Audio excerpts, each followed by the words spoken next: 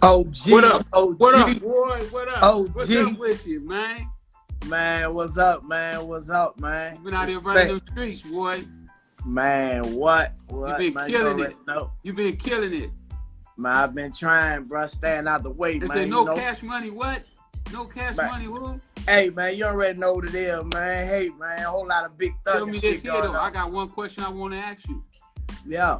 What books did you read in prison? Listen, man. Oh, what books did I read or what books I'm still reading? You still reading them What books? that say? The Richest Man in Babylon. What that say? Think and Grow Rich. What that say? The 48 Laws. I know that one by heart. 48 Laws of Power. Hey, man, and you know, man, my book, man. You know, the auto thug out of here, Turk, man. Reading is fundamental, man. I learned that from you. And the crazy thing is, man, I was sneaking in your live, and I saw you, and you got the same philosophy. You tell people the same thing. That's why I know it's solid. And you told me, I was on the phone with you. I was in the feds. You say, man, listen, go get The Richest Man in Babylon, As a Man Thinketh, Think and Grow Rich. You told me get them 3 books for sure. Yeah. I went and got those books. And in Think and Grow Rich, it say where the determination is, the way to be found. That's what I got and stuck with me. In Richest Man in Babylon, it say 10% of what you earn is yours to keep. Them 2 things I kept with me. Man, I needed to get $50,000 while in the feds. I ain't know how I was gonna come up with it, Rick. You know what I'm saying? Yeah. You told me to read them books, man, and I started applying the principles in them books. Man, like stuff just started happening, man. I was able to not only get the money that I needed, but I also was able to get my freedom. You know what I'm saying? So what I learned from those books, it wasn't just about getting money. It's about living. You know what I'm saying? It's about life. The principles Enjoying of life. it. And Enjoying it. And I got out. And you know what I'm saying? And I still tell people what you told me. Read those books. Apply the principles. You feel me? Wow. Wow. Y'all heard it. Hotboyturk. For real. My man. I mean, that was the best gift that I felt that I could give you when you... I gave them same books to Boosie, too. Yeah. I tell everybody the same I don't thing. know if they reading them or not, but, man, it's a lot, man. Boosie read them. Yeah. You know, I can tell if you read them when I talk to you on the phone. You know, we used to talk on the phone often. Yeah, all the time. Yeah, so, you know, I knew you was reading the books. Yeah. And I saw when you got out how you started to applying yourself. You wasn't waiting around for nobody to come and rescue you. You hit the road and started doing your own thing. Still hitting the road, bro. Like, one thing I learned, man, you don't expect nothing from no nigga, you'll never be disappointed, man. You know what I'm saying? And I would have hoped that things went, and I still hope that things can go. But at the same time, I'm not about to wait on no man. You know what I'm saying? Yeah. I'm gonna keep on pushing my thing and doing what I do, man, for me and my family. And man, this is a blessing, man, to be home, man, and be to have a mind that I have even in this pandemic. Like, I'm not fucked up. I'm not hurt. To be honest, this is a blessing to me. I was locked up. We was locked up. So we was able to think out of that. Right. This ain't nothing. Like you said, you was in a cage and you was able to nothing. figure. You was in a cage and you was able to figure out how to get 50,000. Man, how to get 50,000, and that's not a lot, but in the cage, that's a lot. Ain't no question. That's a lot. No question. You feel me? And it ain't took me no months. I'm talking about a couple of days applying the principles. Yeah. Getting on that phone and bam, bam, bam, and bam, there you go. Escrow account. Hey, you used to work that phone too.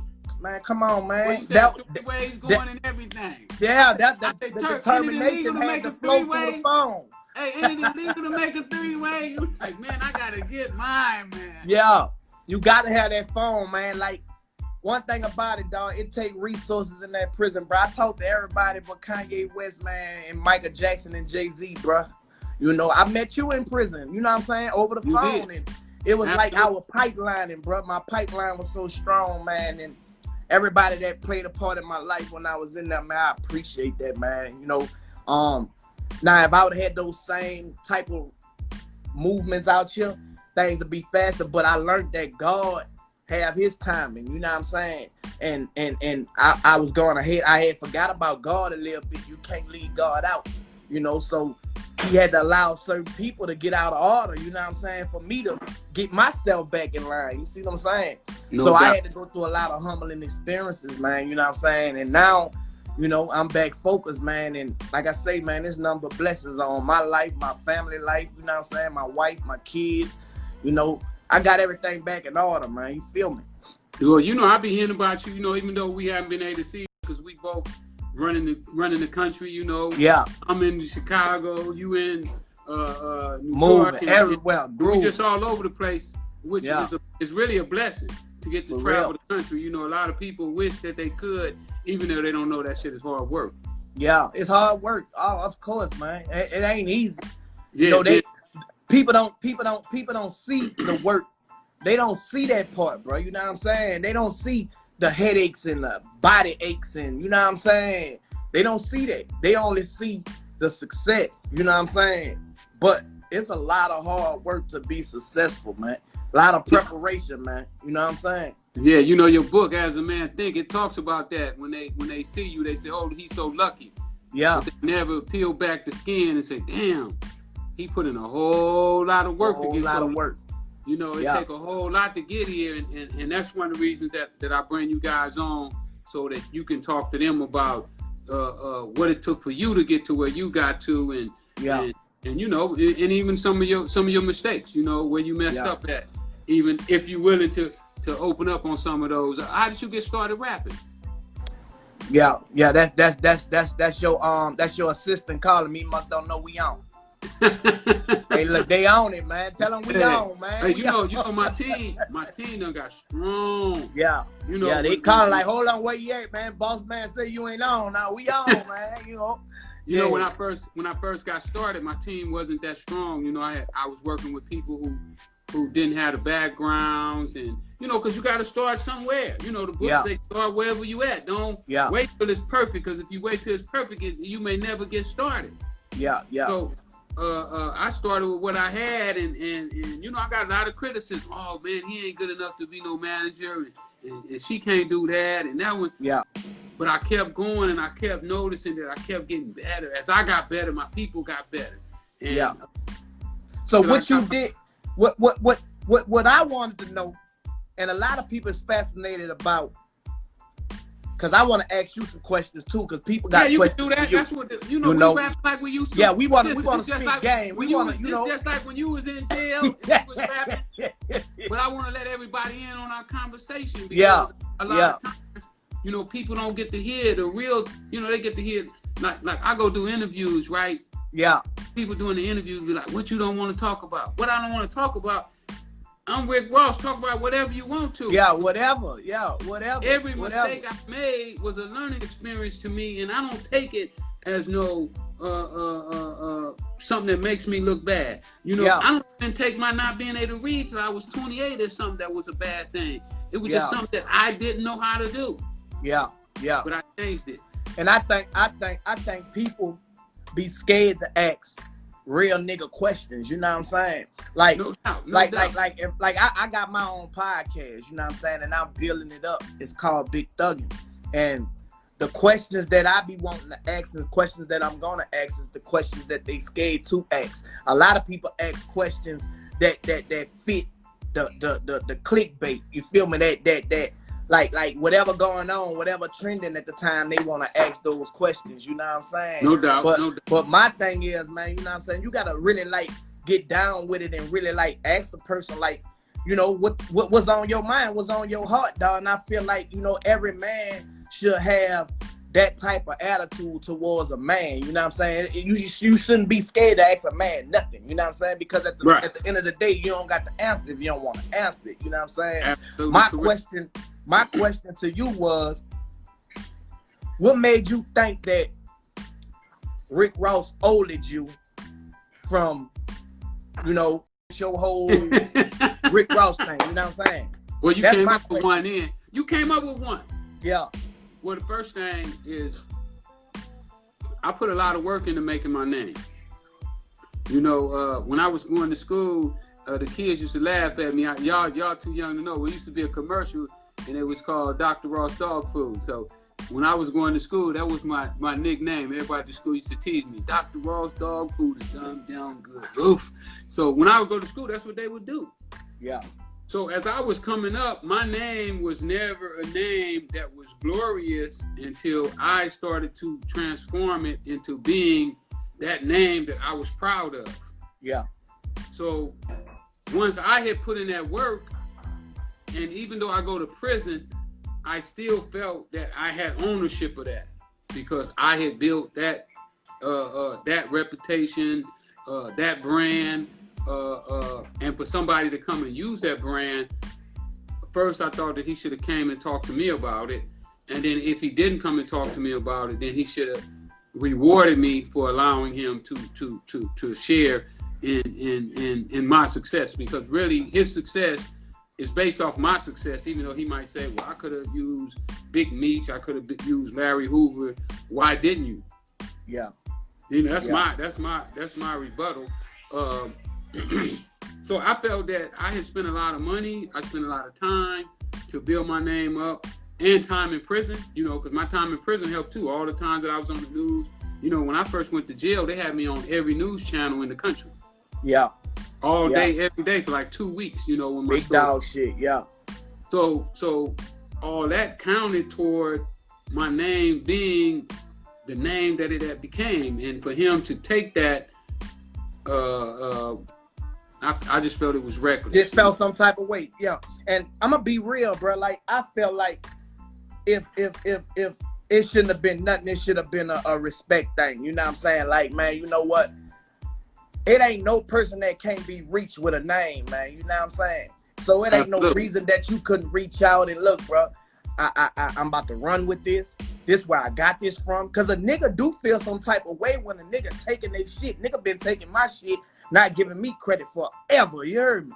And I be feeling some type of way. And it's like when I say something about it, since they have bigger platforms, it make it seem like I'm bitter. It make it seem like I'm hating. It make it seem like, but all the while it's really real shit. These niggas taking my shit. You feel me? Absolutely. You know, and I can relate to you with a nigga taking your shit. Like, you know, you did all the work, but another nigga getting the credit. That's some 48 laws of power shit. You know, that's straight violation, man. You know what I'm saying? Thievery. They call that thievery, fuckery. Yeah. Yeah. You know, all that. I mean, you could just keep adding all that on there, you know. And you gotta feel like that. Yeah. You know? Yeah. So absolutely, that's how I felt. And I still feel like that, but it's not as bad as it was at one time because I've been able to put myself back on track. You know, like I said a few interviews, you know, like dude could have just offered me a job. Yeah. You know man, I know you on parole. You know, come on, go on tour with me. I'm gonna throw you $5,000. Just some real nigga shit. Real nigga shit. And look, check this out. So, and I fuck with Rick. I fuck with Ross on music and shit. You know, same like with my situation. He spoke on my situation. You feel me? And I think Rick Ross do that a lot. You know, he take other niggas' stories and make it a part of his image or whatever. You know what I'm saying? He's speaking on my situation. I didn't talk to him when I was in prison too. You know what I'm saying? So the same way you feel like Baby should have gave me a 3-piece and you say this in your rap, you mention my name. Shit, nigga, what make you so different? I spoke to you too. You're in a position with another nigga not doing, you a boss too. Nigga, I'm just coming home. I'm grinding. I shouldn't have to work so hard. This what real niggas gonna do now. If you was felt like you was real enough to mention my name to get in my business, you should have felt like it was real enough to reach out to me personally. Nigga, DM me. Nigga, I got a blue check. You know that's me. You feel me? And then when a nigga speak out about it, cause niggas got bigger platforms, it make it seem like you bitching or you this, you that. But on some real nigga shit, if you real niggas gonna overstand that shit. Man, reach out to a nigga before you speak on a nigga. I mean, they can even put a jacket on you. The boy put a jacket on me that I was a snitch. Not actual people out in the street that say because the cops planted dope on me. Yeah. And I'm not supposed to go to court and say I didn't have a kilo that day. Yeah. You supposed to have speak up for yourself. Nah, that ain't my shit. I don't know who it's for. Yeah. What you supposed to shut up, be quiet? They didn't get it from me. Hey, they didn't get it off my. Hey, it ain't mine. I don't know who it's for. You know what the fuck you talking about? You know, it's the same way in my case. 2 police got shot. Who shot them? Shit, I don't know who did it. I ain't did it. So what you saying? Your girl did? Nah, I ain't saying she did. Y'all saying that. You know what I'm saying? But I ain't do it. You feel me? Y'all gotta prove that. And guess what? Then they wanna prove that because they gonna get mad because you say the cops is lying because you say you didn't do it. But the cop gonna say you did it because he wanna take you down. But he wanna take you down anyway. So he gonna say you did it. So because you telling that you didn't do it and that the cop planted the evidence to move the evidence around, you know. We understood it in the OJ case when the man planted the glove. You know? But it's a difference when you bigger platforms get excused.